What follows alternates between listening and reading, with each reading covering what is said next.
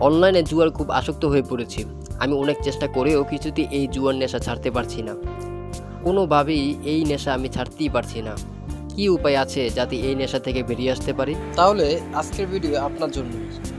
প্রথমে আপনাকে যা লস হয়েছে তা মেনে নিন।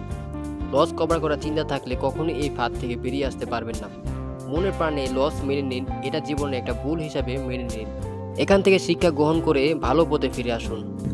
দেখুন, আমাকে দেখুন। আমি টাকার জন্য আমার ছেলেকে একটা জুতা কিনে দিতে পারছি না। সে আপেল খেতে পছন্দ করে, তার জন্য আপেল কিনে দিতে পারছি না। আমার নিজের শরীর খারাপ, খুবই খারাপ। টাকার অভাবে চিকিৎসা করাতে পারছি না। 1.5 বছর ধরে বাড়ি ভাড়া দিতে পারছি না। বাড়িওয়ালা খুবই খারাপ ব্যবহার করছে। এলাকার মুদি দোকান আমাকে বাকি দেওয়া বন্ধ করে দিয়েছে। ভয়াবহ অবস্থার মধ্যে আছি। বউ বাচ্চা নিয়ে না খেয়ে জীবনযাপন করছি। অথচ আপনি জুয়া খেলে টাকা অপচয় করছেন। এখন আপনি বলুন, আপনি অন্যায় করছেন কিনা? নিজের বিবেককে জাগ্রত করুন।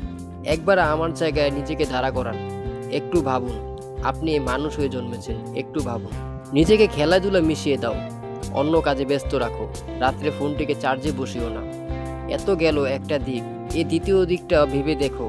সেটা হলো, যে কোনো জুয়াকে নেশায় পরিণত করছো মানে তুমি তোমার ব্যক্তিগত অপমান করছো। তাহলে সমস্ত অন্যায় কাজ, মন্দ কাজ থেকে বিরত থাকতে পারবে।